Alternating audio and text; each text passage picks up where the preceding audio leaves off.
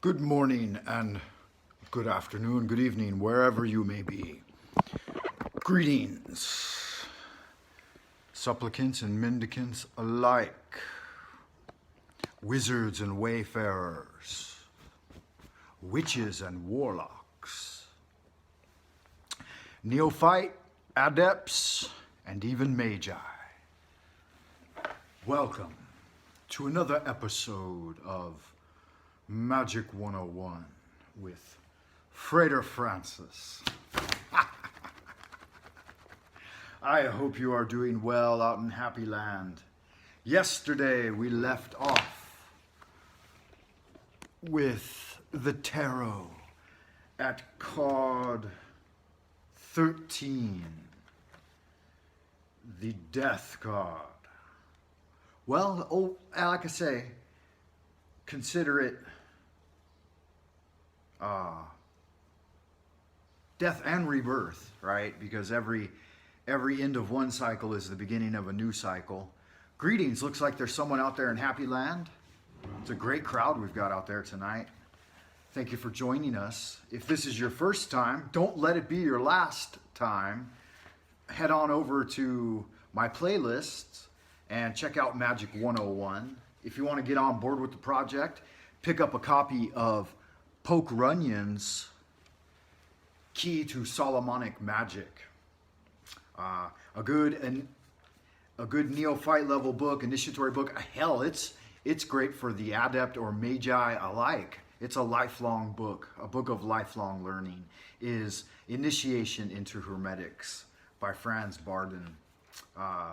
It's one of the definitive grimoires if you really want to level up and take your game to the next level up. Yeah. 13, the change in behavior. So let's review briefly where we had left off. The hangman was the paradigm shift. So you were weighing the paradigms in the justice card, the scales, balancing them, and then with the hangman you shifted to one, right? And you started to contemplate this new paradigm as you carve the ruins of your own magical alchemical language in the sand beneath you. And then you're cut free, bam, you hit the ground, total change, total rebirth. You're back in the body. It's another new day, so to speak, tabula rasa. Maybe you're after your afternoon nap, you've re-emerged. And you're moving on to verification, the temperance card, the HGA. Really a great, beautiful plate. Oftentimes it's depicted with Michael or Gabriel. So you've got south and west. So southwest is the indicated direction there. All kinds of beautiful occult and esoteric symbology throughout the angel's robe and in the distant backdrop with the hills and the twin pillars and the sun setting into the west. So on and so forth. 15, finally, the devil. Horns up for the devil, Crowley style. As above, so below. Rest in peace, beloved brother. The devil, materialism or materialization, it should rather be encoded as. It's when all things are brought into Malkuth for your pleasure, right? Some demonic Sandalphon galloping on the legs of a satyr, a Pan, the god of lust, and the flute, right? You can just hear the flute music emanating from the woods, the call to the wild. Embrace your shadow side, for it does inspire and enliven you. It's one part of your aspect, right? Then 16, once you've done that, the tower. Pride cometh before a fall. So materialization of your dreams and wishes leads to you losing something. You make the great sacrifice. The tower is blasted with the lightning bolt. Everything you've built up is just thrown asunder. One of the most devastating cards in the tarot deck for those who are deeply attached to the material sphere and the things they build up, you know, like homes and cars and families and whatever else. But you see how that going over into decadence of the devil leads to your downfall in the blasted tower. But after the blasted tower, right, it may take you 6 months, 6 years, who knows, to get past a blasted tower event. Some people don't even make it. They just fucking jump out the goddamn window, so to speak, you know. They off themselves, which is not, it's never the answer. So you move on to 17, the star, which is contemplation, meditation of future, you know, what does it all mean? It's the synthesizing moment of distinguishing between subtle and gross energies. You're like, oh my God, I just lost it all. But there is a star in the distance, a ray of hope shining in from the divine realm. And then what do you do with that? You move on to the moon. The moon appears as well along this path, star, moon, and sun. And the transition of the moon is another deep, long period of contemplation, contemplative thought, and self-deception. So there's the warning there, is that if you get too far lost in fantasy land after you've lost everything, then you're deceiving yourself, right? There could be deception outwardly, but any deception is something you accepted inwardly first, right? Finally, next up, almost penultimate, so triultimate.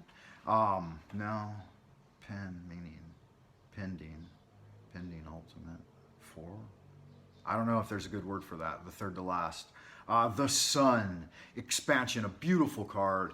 A young child, such as when I was a little boy, curly blonde hair, black hair, brown hair, whatever you like, is riding a horse. And the horse is highly sentient. Thank you, Happy Land. The horse is highly sentient and present and sapient and all of those things. It's really the horse that's the focus of this card, because its kindness in bringing forth the child on its back.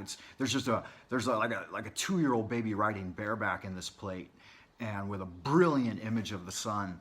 But it shows that powerful, lustful energy and the genuine love of parent to child. The sun, like our parents, just throws rays of light on our lives all the time, no matter what the situation. They're always giving out that warm, dynamic, loving energy.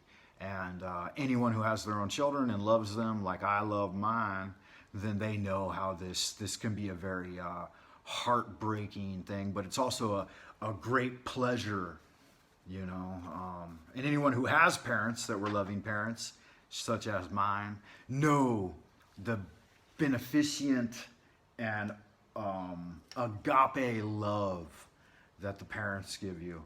Card 20, the final judgment, realization. It's when everything comes to crystallization mentally before it comes to crystallization physically. So this is the arriving at understanding, total enlightenment. And then card 21, the world, is the bringing forth of that enlightenment, actualization of the crystallization of the magic of the great work. So it's, 20 and 21 are death and rebirth on the real sense. You know, they're the end of the earthly cycle. They're the end of any earthly cycle after it's all been sorted out and it's time to move on into spirit, into the realm of divinity. So there you have it, the major arcana, the great teaching. The major arcana in their ordering, ordo omnia ab una, is omniscient through unity. It means that this applies to every single living scenario of transformation, every single individual human being's scenarios of transformation. And they may not all come in exactly this order, but these are the 22 plates. How many bones in the skull? 22. How many tarot cards? 22. How many letters in the Hebrew alphabet?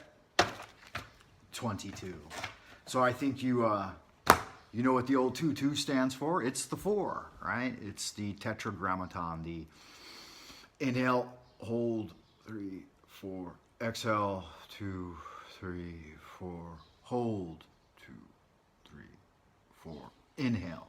2, 3, 4. The fourfold breath, the Arbatim, the four-fold expression of the divine reality. So I hope you've enjoyed this presentation, Magic 101's presentation of the major arcana of the tarot trumps. Tune back in for each of the 4 elemental tools and their series of cards, short dissertation throughout those in the near future.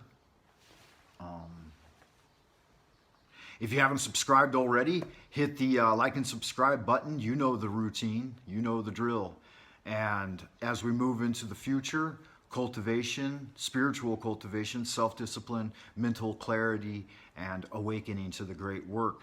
Those are the order of the day. Those are the major themes. As always, I love y'all good-looking happy people. As above, so below, into the abodes of the future. Memento mori, carpe diem, and nose te ipsum for tu es Dios. Blessed be until next time. Zaijian for now.